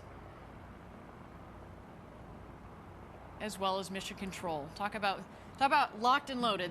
This team is really, I mean, you've been in Mission Control during these launches. What is that like? So at this point in the procedure, everybody is incredibly focused. They're true professionals. They are looking at the data, they're following procedures. There's really no distraction. You can hear a pin drop in that room unless they're working an issue. And as you saw in that picture, we run a very, very tight ship here at Blue Origin and on the new Shepard program. That picture of the front room of Mission Control, that is all the people that are operating the rocket at this point, in terms of pushing the buttons to make things happen, in addition to the pad crew. There you see, we've got crew member 7 that is making sure Wally's harnesses are all tight and snug there. You know, to your point about crew, Gary, I mean, we talk about designing an autonomous vehicle that launches and lands and reuse, but we've built also the operations to also complement that, to lower the cost of accessing to space, because that's at the heart of building this road to space. So we've built it so that it's an efficient vehicle, efficient operations. Absolutely. So in addition to that front room, which is really just a half a dozen people and some backups to relieve them in case they need a break, there is an engineering back room right behind that room. It's the size of a small conference room, really. And it consists of engineers that are there just in case there's an anomaly that needs investigation. Mm-hmm. But you can actually see it through those back windows. That's it. That is all that is needed to launch New Shepard. We have some support staff on call in Washington State in case of an anomaly, but for the most part, that's it. And we architected it that way. So look, we got catch. You say catch Wally. She was waving at you, Gary. Oh, and is that? I think that's the postcard that she promised everybody she was going to be bringing up to space with her. So not only is the crew ready, but we got the props ready. We've got the photo shoot all set up. But getting back to the crew and crew operations that we've set up, as you said, lean and mean, but also, we talked about it earlier, in addition to the safety and critical to safety are redundant systems, backup systems, backup to the backup. And, you know, we were talking about the team that we have back in Kent. So that is part of it. It's not just in, you know, let's say the mechanical systems, the engineering that goes into the capsule, but from an operational standpoint, we've built that in from the very beginning. Some beautiful shots there of the capsule. So the window with the white square there, that is Wally Funk. To the left, that is Mark Bezos, Jeff Bezos' brother. And in fact, to the left of him, a little harder to see off of that other window, that will be Jeff Bezos. And Oliver Damon on the other side of the hatch, he's also harnessed in, ready to go to space, ready to become the youngest person to have ever flown in space. Again, he comes from the Netherlands. So beautiful. Again, as we talked about at Blue Origin, we really want to open up this experience to the world, and it's so wonderful that he is not just representing the next generation, but also more flags as we fly to space. Standing by here from Capcom. New Shepard, this is Blue Origin Mission Control. Good morning, astronauts, and welcome aboard the RSS First Step. Let's get things started with a comm check. Astronaut Oliver, how do you read? Oliver, how do you read? Blue Control, Astronaut Oliver, loud and clear. Copy. Astronaut Wally, how do you read me? Wally, push the button and answer. Push the button until you can hear you're good. Oh, boy, that's clear. Copy, Astronaut Wally. Astronaut Demo. Blue Control, this is Astronaut Demo. I have you loud and clear. Copy. Astronaut Bezos. Blue Control, Bezos. I read you loud and clear. Thanks for everything, Sarah. We appreciate it. It's my honor and my pleasure. All right, astronauts, we are at T-minus 21 minutes and counting. As we proceed, I'll keep you updated. For now, just sit back and relax. Fantastic, and there you heard it. All 4 astronauts are ready to go to space. They just had a quick comms check with Sarah Knight on Capcom, one of our crew member 7 there. You heard all 4 astronauts are jazzed. You know, Wally there was, I'm sure she's a bit distracted again. We've said this before. She has waited over 60 years from the days that she was part of the Mercury 13 program to go to space. That program to get women into space was canceled. But you know what? She is canceled no more, everybody. She is going to space. Such an honor to be able to help her realize this dream of going to space after so long. What a moment, what a woman that really personifies perseverance and pushing through it. All right, and here we go. We are closing the hatch. Gary, do you want to talk a little about what happens when you close the hatch? Obviously, it's a pressurized vehicle. What does that mean with regards to closing the hatch there? So the hatch has a double seal on it. There are 2 sets of seals. So what they're going to do when they close the hatch to make sure it is properly sealed is they're actually going to pull a vacuum in between both of those seals and make sure that vacuum doesn't decay. And that checks the integrity of both seals. Fantastic. Now, I understand that we've got Caitlin Dietrich again on the ground. We've got an update from her. Caitlin, what's going on? She's almost ready. So let's hold off on just a moment for our update from Caitlin Dietrich. In the meantime, let's watch here as the tower crew continues to close the hatch, make sure that the pressure seals are all ready to go. There we see Mark Bezos giving the thumbs up. There's Jeff in the background waving. What an experience to do with your siblings, your best friend. What a day for this 4 crew. Gary, you we mentioned again that you have gone through the astronaut experience. You went through it. Actually, here we go. I think we've got Caitlin. Just a moment, Gary. Hold that thought. Caitlin, what's going on out there at Mission Control? Hey everyone, so basically we've actually left Mission Control, the porch, and now we're at what we call Fallback 3. It's on basically the entrance to the road to space, and right here is where the astronauts drove by. They went all the way to the tower. You can probably see it there in the very distance. Here we just closed the hatch and everything's looking nominal. And basically what's going to happen is once the capsule is under parachutes, we have a convoy here right behind us that's going to be racing out to get that hatch open and celebrate after their victorious flight to space. So that's what we're all preparing for here after their 11-minute flight. So we're pretty excited. Wonderful. Thank you so much, Caitlin, for that update. Gary, so you, as we were just closing out that question, so on the last one, you actually were in the capsule, right? You and Audrey Powers, who we talked to a little bit earlier in the show, were in the capsule when they closed the hatch. What does it feel like at this moment? It's actually quite tranquil. After the excitement and all the helicopters and ingressing and that adrenaline, you have a moment in the capsule now to reflect when the hatch is closed. It's actually pretty quiet. You've got hearing protection in just in case. You can still hear Capcom, but you have a moment to reflect. The fact that you're seated, reclined in a seat next to a window, directly next to a window that is so big, you can just turn your head and feel like you're floating right on the edge of the rocket. And then we've designed it that way so that when you are actually in space, you don't have to turn your head. You can look right out and have the sensation of actually being outside. And it also kind of adds to the voluminous feel of the capsule. We said earlier it's 10 times the volume that Alan Shepard had on his flight, but but it is big, and the windows make it look big, that light acoustic padding make it look big, and then once you're floating up there in space over the Kármán line in 0G, it kind of adds a third dimension to it.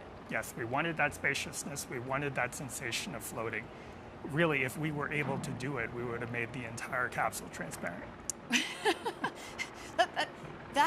That is kind of a cool idea. Is that for the next iteration? You working on that? Is that in secret? All right, we're not going to release that information on our webcast, but stay tuned, everybody.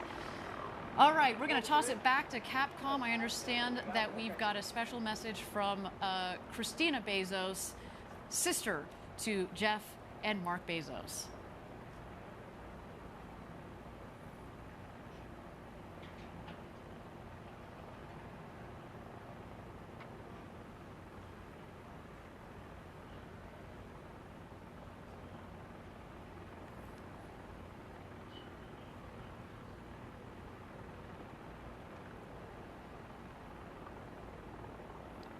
First up, Blue Control. On that note, Jeff and Mark, I have a special message from you from your sister Christina. Steve and I are so excited for this monumental launch. Jeff, this is something you've dreamed of your whole life, and your passion for space is infectious. Mark, you're the best champion when it comes to encouraging us in our adventures.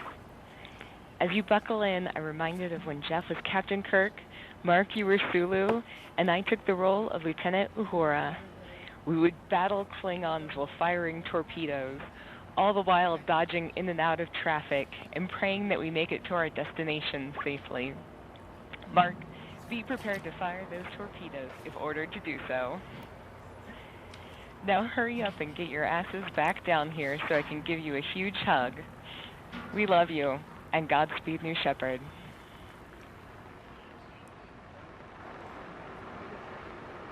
And there it is, beautiful message from Christina. There is our Kent headquarters going nuts as they should. A big day for our full Blue Origin team. It's early out there on the West Coast, but they wouldn't miss it for the world. Look at them. So amazing.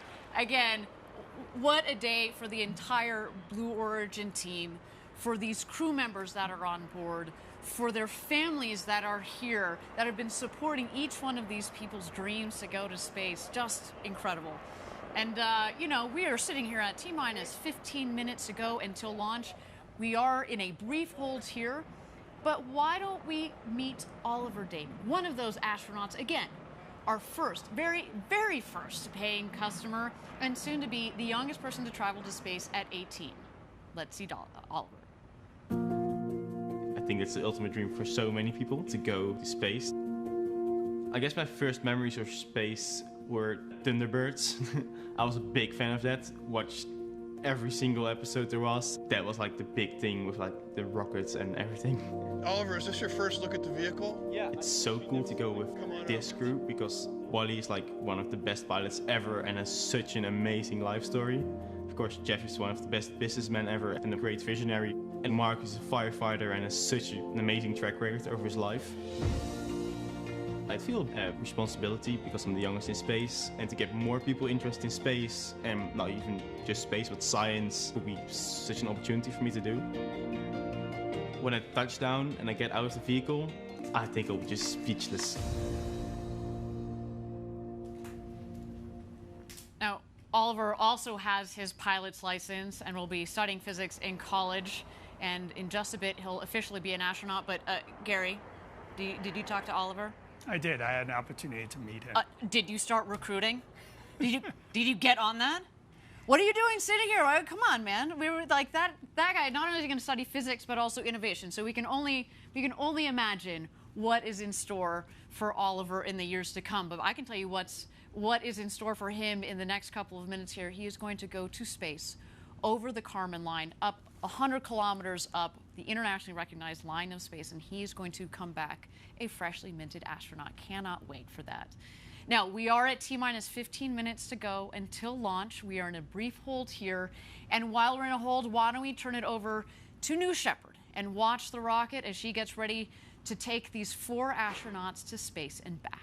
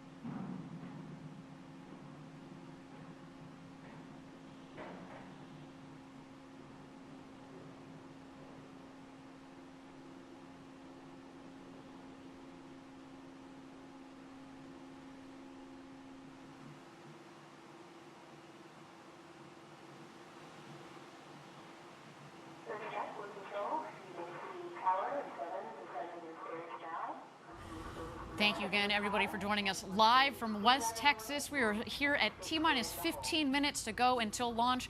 We are in a brief hold. We've got our astronauts that are loaded into the capsule. You saw there just a moment ago, we had Oliver Damon on the left, in the left window. To the right of the hatch is our founder, Jeff Bezos. Coming around him is Mark Bezos, and on the opposite side of the capsule is Wally Funk.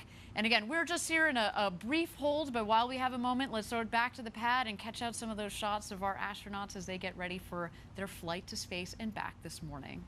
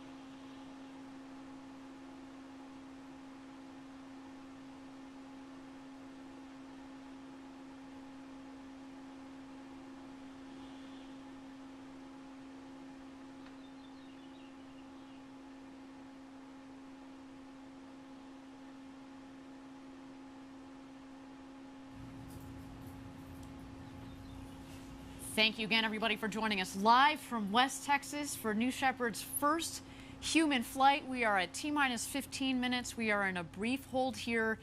This is okay. I mean, to say, Gary, you can appreciate this. We spent years designing this rocket, months and months designing the mission.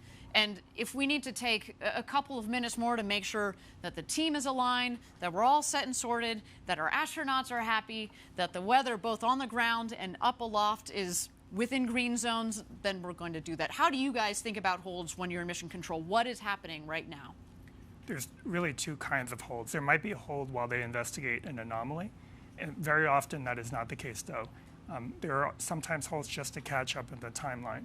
The thing about New Shepard that's distinct from orbital vehicles that you might have seen is that we don't need to launch at a precise time to meet some launch window because we're trying to intercept something in space. We have a lot of time. We can take our time.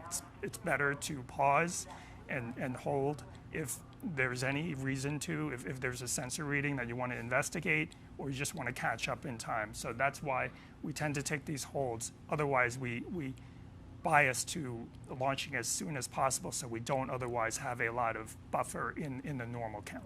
Absolutely. So again, well, actually, now I understand. The hold is lifted. Yeah. So it sounds like that we have gotten the timelines all aligned, our teams are all sorted, and we are continuing our countdown. While we have a moment here, again, let's throw it back to the pad, check out our astronauts in the capsule as they get ready for their launch to space and back this morning.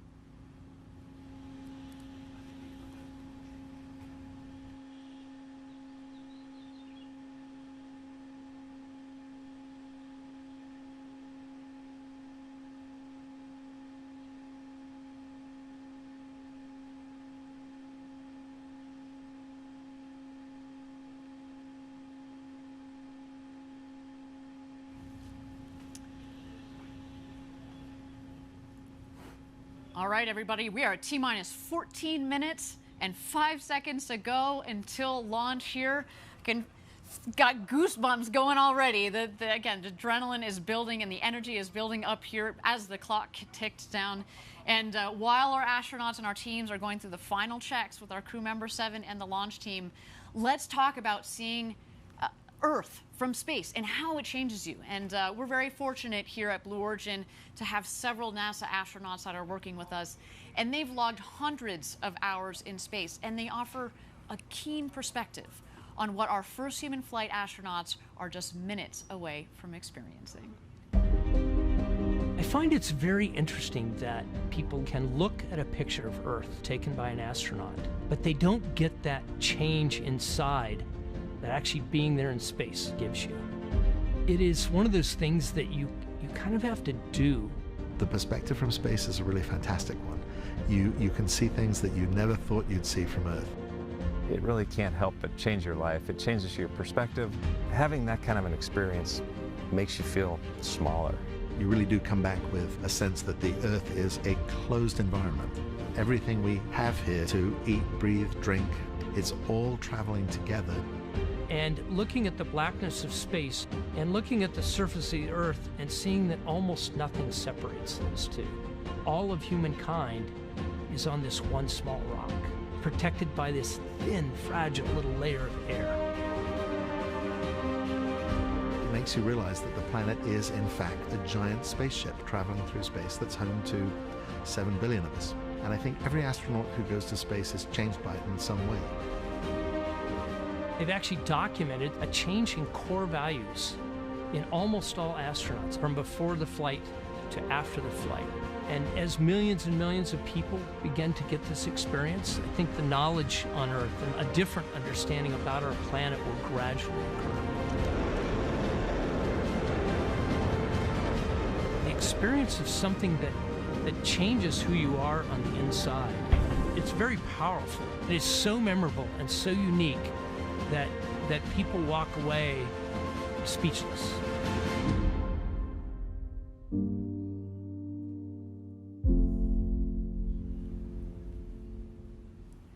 Incredible stuff. I hope one day I get to experience that, and I know obviously the 4 people that are on top of that rocket are about to do that. Gary, do you want to talk to us a little bit about today's flight profile, how they're getting up to space over the Kármán line and back home down here to West Texas?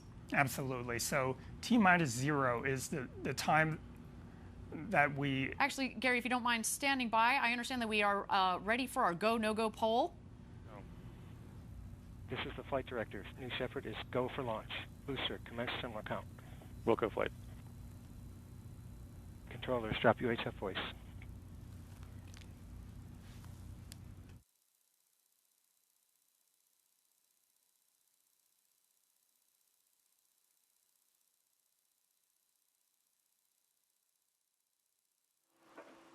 Enabling onboard power.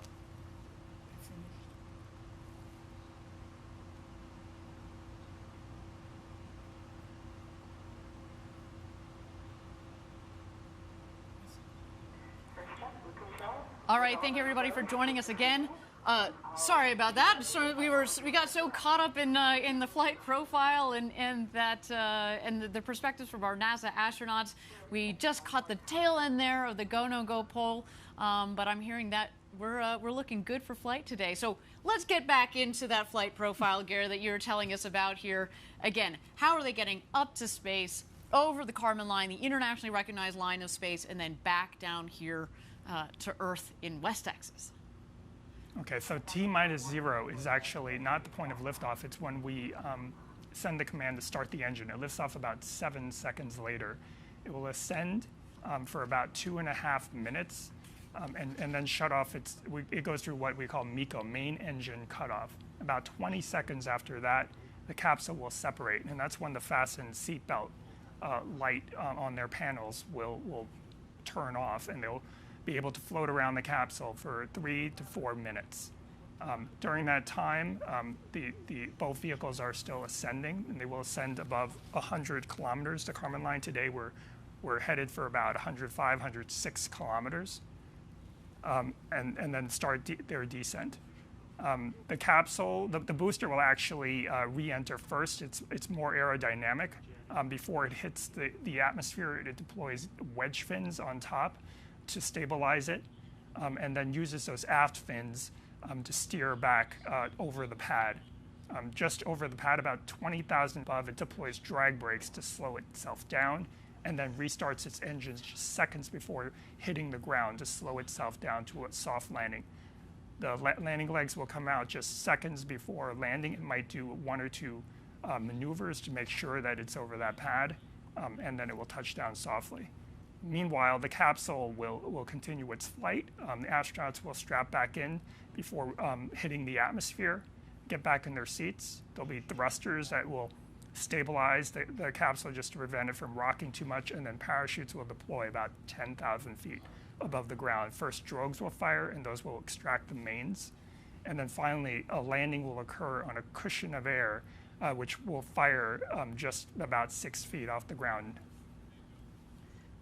Fantastic, and you know, we've mentioned this before on previous webcasts that the dirt down here, it's like talcum powder. It goes everywhere, and so when we have that air cushion that fires, it really kicks up the dust. But again, they're coming in at just about 1 or 2 miles an hour. It's a really nice, soft landing. And again, Gary, we confirmed we are go for launch for first human flight on New Shepard. My goodness, I mean, you've been waiting for this day for 17 years since you joined Blue Origin. What are you feeling right now, Gary? It's still hard to believe that it's actually here. I don't know if it's set in yet, but the main thing I'm feeling is I'm thinking about the entire team, past and present, the hundreds and hundreds of people that have worked on the New Shepard program, and what this must mean to them. Absolutely. It's, you know, we talked about the team here. It's a lean and mean team, obviously, but each one of those people has contributed so much to this program. It's, again, a special shout out to all of our Blue Origin team members watching around the world. Now, for the others that are watching around the world, if you want to experience spaceflight for yourself, if you want to do what Jeff and Mark and Wally and Oliver are doing today, and you're serious about it, send us an email at astronauts@blueorigin.com. We're open for ticket sales to send you all to space. What just an incredible, incredible day. And, you know, we're so lucky to have this particular crew on board today, Gary. And I feel like, you know, not only do we have this beautiful story about the Bezos brothers that are going up, and Wally and Oliver, soon to be the oldest and the youngest astronauts who have ever flown into space. Oliver, that's representing our international friends out there, taking the Dutch flag to space, you know, and then again, Wally, who has been thinking about going to space, well, her entire life, but certainly since the 1960s, and she was part of that program that got canceled, and she just kept fighting until recently we said, hey, Wally, why don't you join us for this first crew? And I can only imagine our future customers that are going to go on board. They're going to represent the world. They're going to represent many different backgrounds, and we certainly look forward to that. As we mentioned, we're going to have 2 more flights in 2021 for a total of 3, and again, many more to come in the future. And that is just fantastic. And I can imagine, again, as you were building the system, Gary, as you were thinking about, okay, this is not just a 1 or 2 flight, you know, operation with New Shepard. You've built it for a long-term program. We've built it to continue indefinitely and to take hundreds and hundreds of astronauts in the future. We hope to be into the thousands soon. And just think about that, right? There have only been about 560, 570 people that have ever been over the Kármán line, up 100 kilometers up over the internationally recognized line of space. And today we're going to add 4 more to that list, which is so cool. Yes, and someday in the near future, we will be over 570 just on the New Shepard program. Can you imagine? Are you going to go up? Absolutely. You going to go up with me? Sure. You in, man? All right. Awesome. Okay, we are T-minus 4 minutes and 20 seconds to go until launch. What an incredible moment. Let's check out New Shepard on the pad here. We are awaiting The rocket is going to go into some last-minute checks on the vehicle. At T-minus 2 minutes is when the vehicle, we throw the show over to her. It's all on her. It's an autonomous vehicle. But Gary, do you want to talk to us about what are some of those last-minute checks that the vehicle is going through, and that we're going to see especially on our screen? Right. So as you mentioned, the last 2 minutes are auto sequence, and that is executed entirely by the vehicle itself through an automated checklist. You'll see a couple of things. There will be things that you don't see, such as sensor checks, pressure checks on the tanks, radio checks. All hundreds and hundreds of different checks will be stepped through in this checklist. But what you will see is the hydraulic system spooling up, which will wiggle the engine gimbal as well as the aft fins. They're not only wiggling those surfaces, but they're making sure that there's no stiction and they travel smoothly.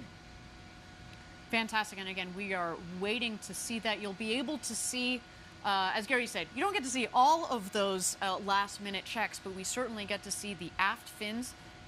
As Gary mentioned, those are the fins at the base of the vehicle. There are 4 of those.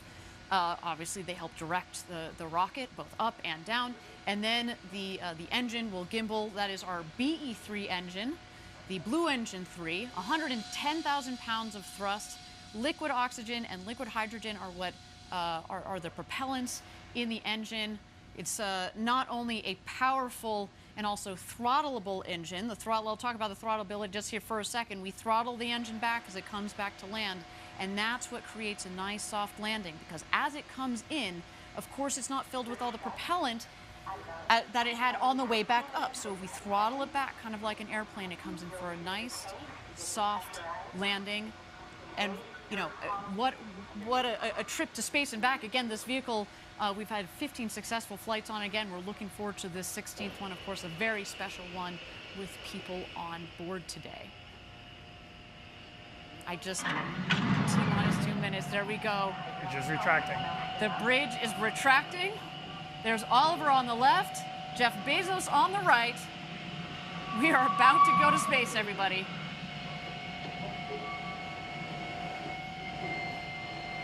We are in auto sequence.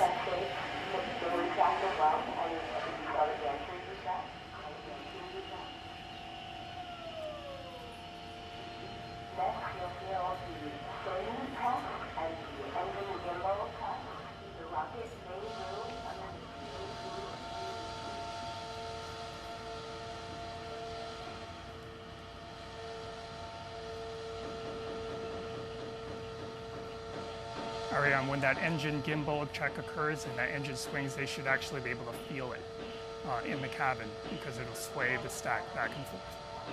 There go the aft fin checks.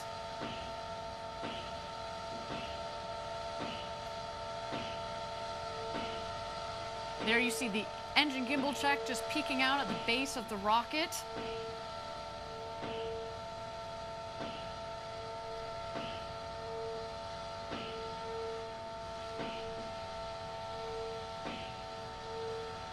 All right, here we go, everybody. Thousands of people contributed years to this historic moment.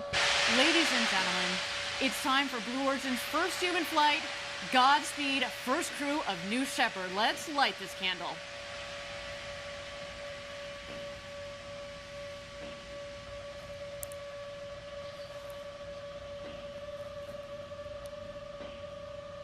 T-minus 16, guidance internal. T-minus 10, 9, 8, 7, 6, 5, 4. Command engine start. 2, 1. Ignition.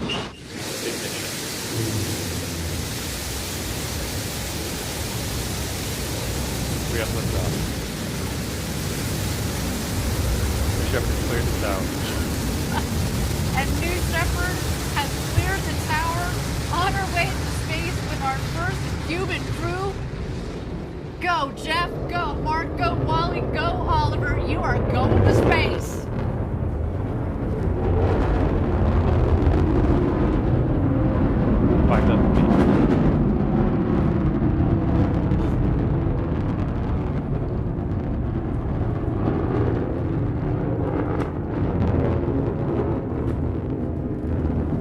Oh my goodness, listen to the BE-3 engine. We are just about to pass through max Q, maximum dynamic pressure. That was when the stresses on the vehicle are at their maximum.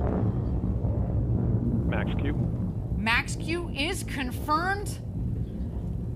Beautiful burn on that BE-3 engine. Liquid hydrogen Mach 1. and liquid oxygen as the propellant. It's a nice, not just clean in terms of beautifully performing, but what comes out of it, it's steam, right? Whew. To see the glow of the engine underneath the rocket, just under our shoulders, and to know that we've got a crew that is going to space, it just feels different, doesn't it, Gary? It is totally different. All right, you can follow along, of course, the speedometer in the bottom left, the altimeter in the middle of the screen there. So far appears to be a nominal flight.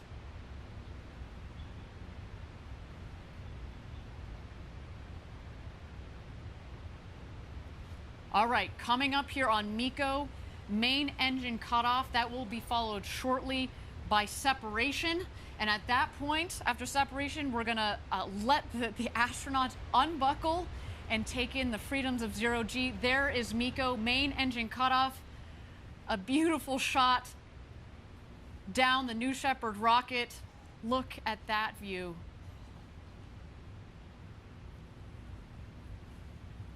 Unreal. Awaiting separation here.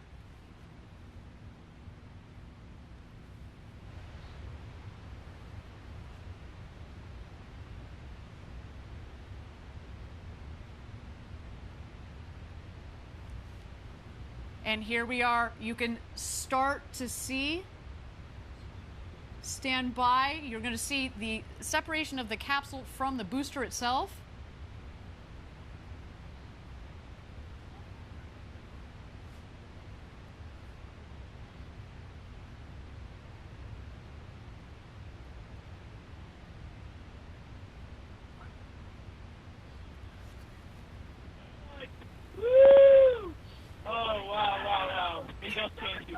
To look out the window. Holy kid God.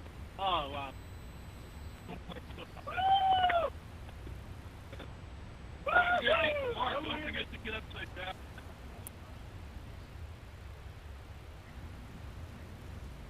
And there we go. Our astronauts have passed the Kármán line at about 328,000 feet, continuing their ascent. You see the two vehicles there.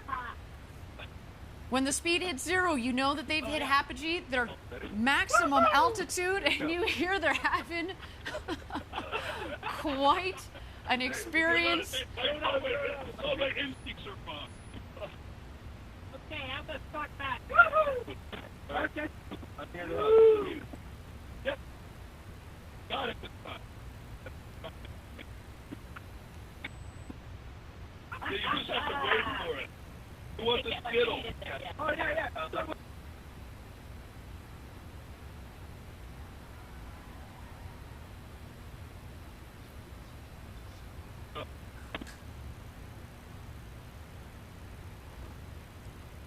Yeah! Well done! Here, 1 minute warning. 1 minute warning. Go! Oh, sorry. Let's try again. Oh, so good. Get that one? Got it. Let's see if I can see the boost. Yeah. A little bit. I cannot. Oh, wow. You got to take a moment to do that. Okay, get in. We got to get in.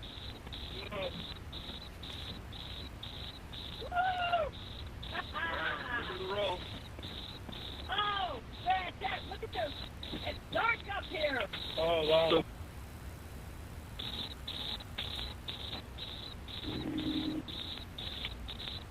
2,000 miles an hour. Everybody in? First step, status check. Astronaut Oliver. Oh, wow. Oliver, status check. Oh, sorry. Blue Control, Oliver, status perfect. In seat. Copy, Astronaut Wally. Wally. Blue Control, Wally is in seat. Copy, Astronaut Demo. Astronaut demo, in my seat. Copy, Astronaut Bezos.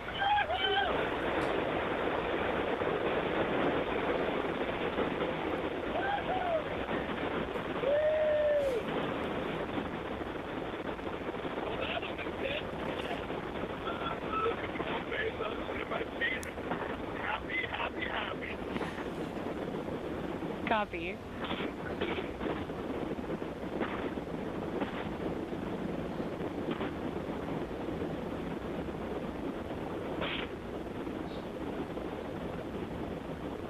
Thank you again, everybody, for joining us live for our first human flight on New Shepard. So far, a nominal flight. Our booster is about to return to its landing pad. There we see engine relight. The sonic boom.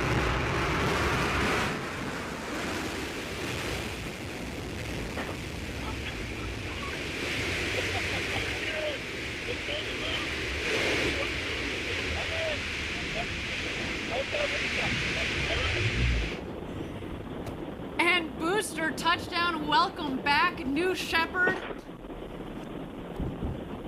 A beautiful rocket that provided a beautiful flight to space. First up, your booster has landed. Booster landed. Blue Control, Bezos, that's great to hear about the booster. And there it is, our crew capsule with our 4 crew members on board. You have a very happy crew up here, I want you to know.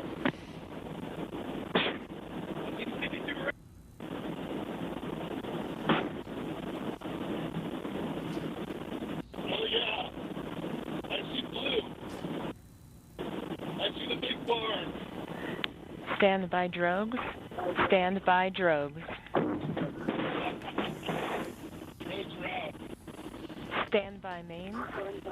Stand by main.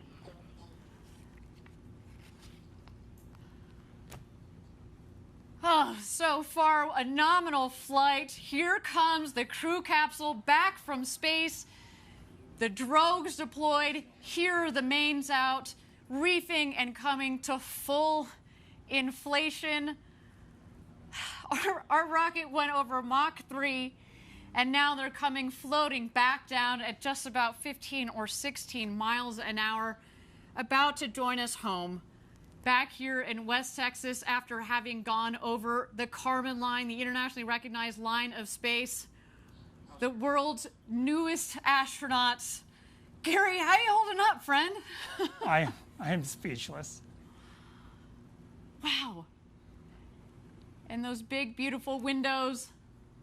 I've just got about a minute and a half of floating before the activation of the skirt jet for a soft touchdown. At this point, there are sensors on board that are detecting how high they are above the ground, multiple sensors. And just 6 feet above the ground, that cushion of air will puff, and they will have a soft touchdown, almost like just sitting in a chair. But I'm sure their adrenaline is pumping now.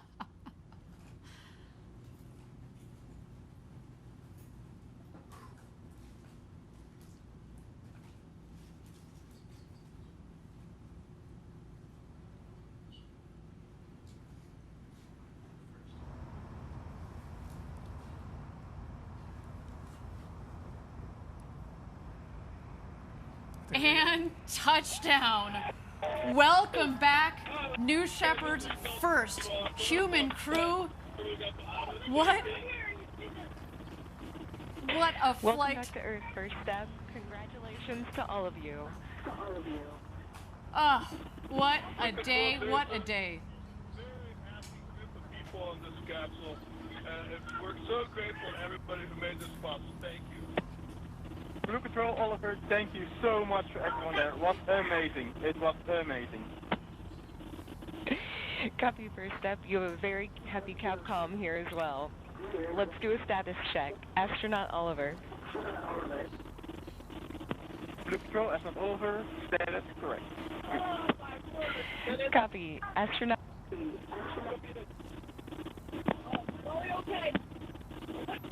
Copy. Astronaut Demo. Astronaut Demo, I am unbelievably good. Copy.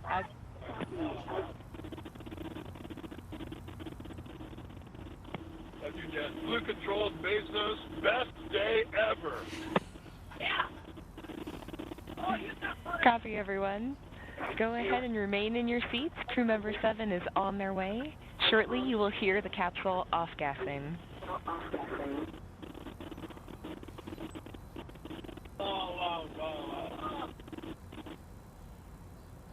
Did anybody have to our altitude or altitude? I didn't. Yeah. No, they thought they did. We'll find out. It's okay. I had, my main mission was accomplished. I didn't kick anyone. That's fine. That was only about 5 minutes. Yeah.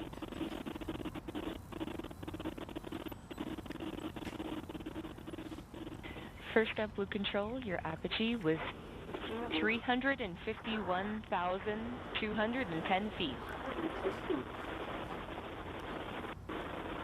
Blue Control, could you say that in meters?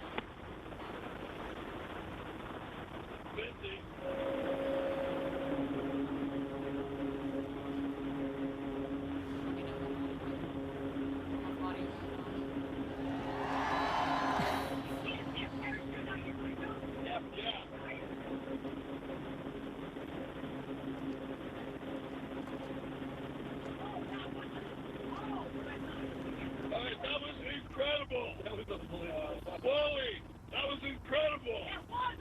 I was thinking we were jerking and it wasn't. No, I was the helicopters. I was surprised at how easy 0G was. Yeah, it felt very like remarkably natural. It did. It's like swimming. Yeah. Yeah, it's not. It's weird. It actually feels good. It felt.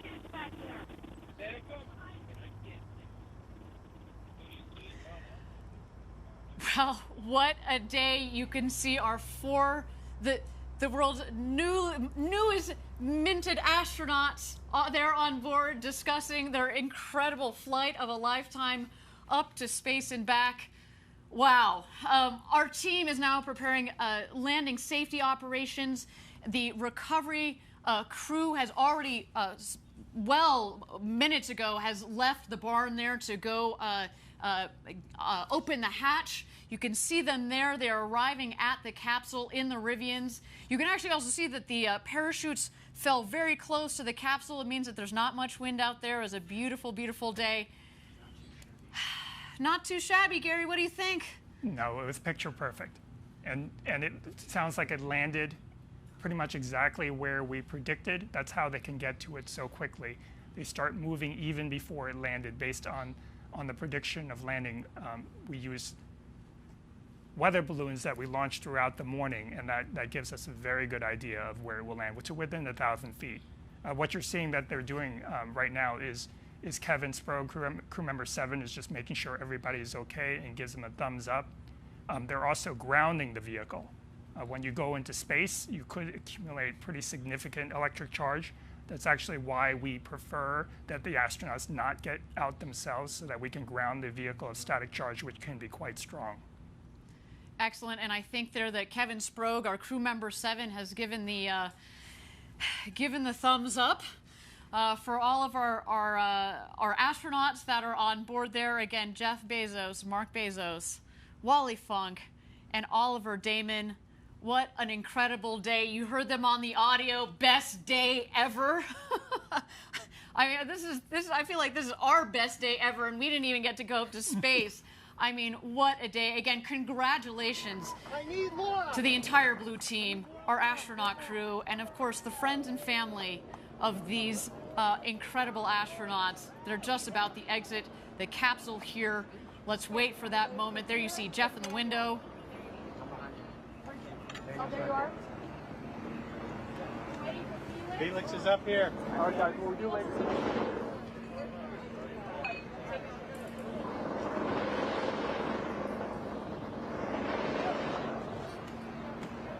I got a main line in front of the hatch.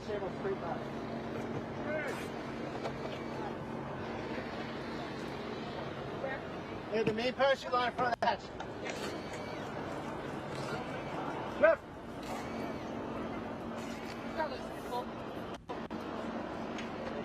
Okay, take the side, take the side. Help on the bush. They're just moving one of the main parachute lines to make sure it doesn't snag the hatch when it opens. And there's Jeff. Thumbs up.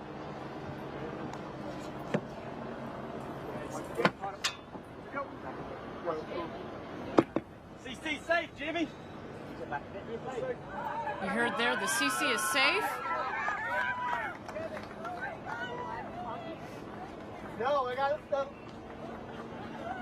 No, I still got it in front of the slide.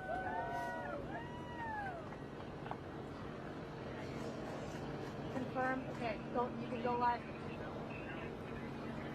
Go to the camera. Jimmy! Jimmy!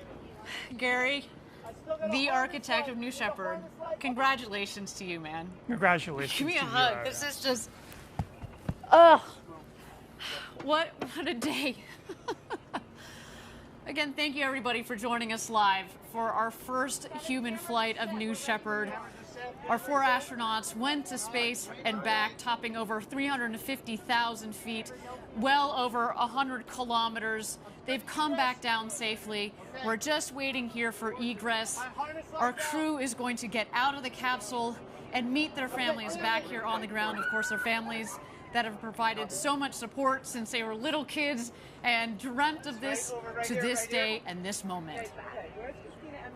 Let me know when everybody's there. Mar and Mary. Get in here, Mar. All right, Caitlin, you ready? Family, are we ready?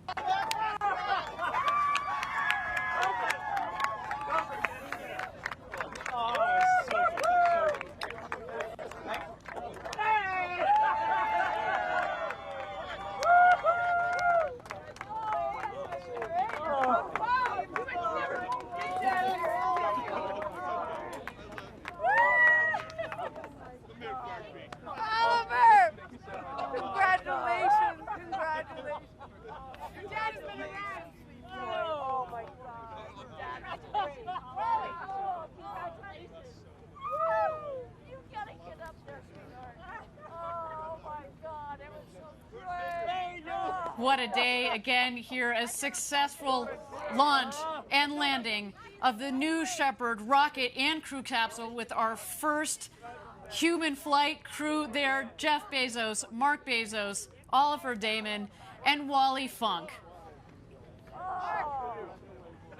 And their families there giving big hugs all around. What a moment, so much emotion from all of them. The elation. Did you see Wally? Did you see Wally when she came out? You know this. I told you she was probably going to do a summer, cartwheel as she came out of that capsule. What an incredible, incredible day. Let's just capture a couple more moments of this. Again, spaceflight. So much engineering, so much objective, hard engineering, technical thought that goes into it. But when you put people on board, there's such an incredible emotional component to this. The time, the effort, the blood, sweat, and tears, you know this better than anybody else. Again, congratulations, Gary. Thank you, Ariane. And congratulations to the entire Blue Origin team. This might have looked easy today. It was anything but easy. To design a vehicle like this that is so safe that anybody can get on board. From Wally Funk, who today became the world's oldest astronaut at 82, to Oliver Damon, who became the world's youngest astronaut at 18. He joined us from the Netherlands. Again, big shout out to our viewers in the Netherlands. Congratulations. You should be very, very, very proud of your countrymen. I mean, again, and representing the next generation of people that are going to go into space. I mean, I can't wait to see what Oliver does with his future. I can only imagine. You heard him in the video.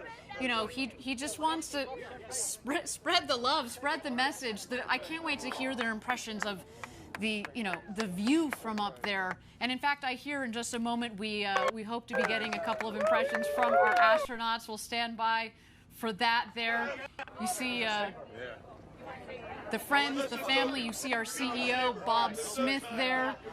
You see a couple of our other executives, of course, this crew safety team. Champagne. And it's champagne time, everybody.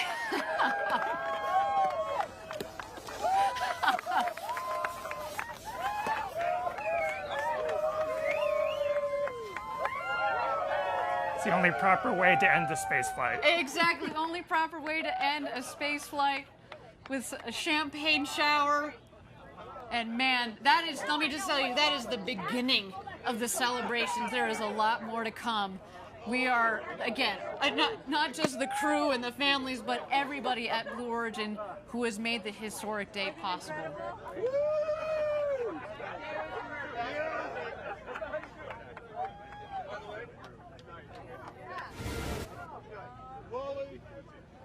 Well, there's a big hug from Jeff to Wally Funk. The oldest person in space, you.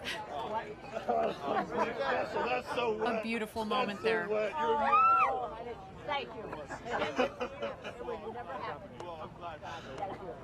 For a woman who was denied her opportunity to go to space in the 60s, she had to wait to the 2020s, but man, it was worth the wait. There you see the Bezos brothers hugging it out. Oliver Damon, you saw him earlier giving his father a big hug. What a moment. You saw the first hug when Jeff came out of the capsule to his mother, Jackie, followed by his father, Mike. I mean, again, what a day. What a day.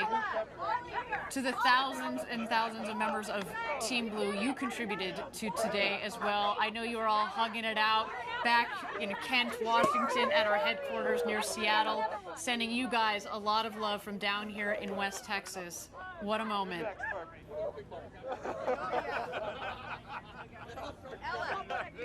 I imagine. Oh, look at this girl.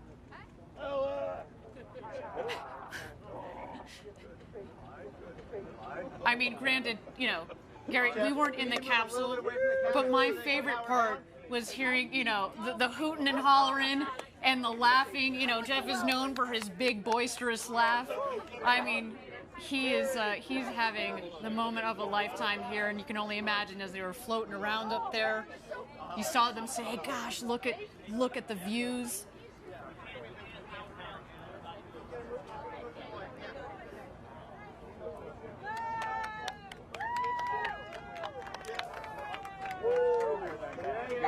Gary, is this as you had expected it? 17 years ago when you joined Blue Origin, you know, we like to at Blue, we like to, you know, start at the end goal, work backwards to make the design, and then build forwards. When you sat there 17 years ago with the very small team at the time at Blue, is this what you would imagine? It's certainly what we hoped for, but with the size of the team, when I joined Blue Origin, there were only 20 of us in a warehouse, and it would have taken a huge leap of faith to think that we could have gotten to this point, but we have. Just incredible. You know, I've been here 7 years. We were at 300, so man, you got me beat by a lot there. But you know, I can remember when I joined the team, and we were talking about the moment, the day that we were going to fly people. You know, you talk about it, but it's here and it's now. And I remember we were talking about, okay, well, what will this video look like, and what will that video look like? it doesn't compare. It doesn't matter. This is real. This is so much better than anything that we could have ever imagined. The emotional component to human space flight. We've had 15 consecutive test flights, which, as you said earlier, is why we knew that we were ready to put people on board this rocket. And that's what led us to today. To know that we could do this safely, and to give people the experience of a lifetime. And I think based on what we see there, I think job well done, sir. Job well done. And not only did we do it today, we can do it again and again and again and again. Precisely. Absolutely love it. That was amazing. Everybody, I want to thank you all for joining us from around the world for today's Blue Origin historic first human flight. It's been a moment for the ages, and guess what? We're just getting started. We've got 2 more flights this year and several more in the coming years. I want you to join us a little bit later today. We're going to have a live press conference on our website. You're going to get to hear the firsthand impressions from our 4 astronauts that went to space and back. But to all of you out there, if you like what you saw and you are serious and interested about reserving your seat on a future rocket ride to space and back with New Shepard, we've got some exciting news for you. We are open for ticket sales. Send us an email, astronauts@blueorigin.com. We can't wait to fly to space and back. Gary, it has been an honor to share the desk with you today, the architect of New Shepard. Thank you so much for your insights. Thank you so much for all of your hard work and all the hard work of your team that has made today possible. Thank you, Ariane. It was unforgettable. Absolutely. The road to space is being built, everybody, and we took a huge step today. But we also need your help. If you're interested in learning more about Blue Origin or joining our extraordinary team, please visit our website. And if you'd like to commemorate today's historic launch, we also have some mission patches for you there. And that's also where you can get some apparel, some collectible gear. It is all there. Look at that sweet patch. So beautiful with the names of our new astronauts. What a day. Everybody, my name is Ariane Cornell. Thank you so much for joining us. It has been a pleasure and an honor to be your host. And of course, until our next launch, Gradatum Ferociter.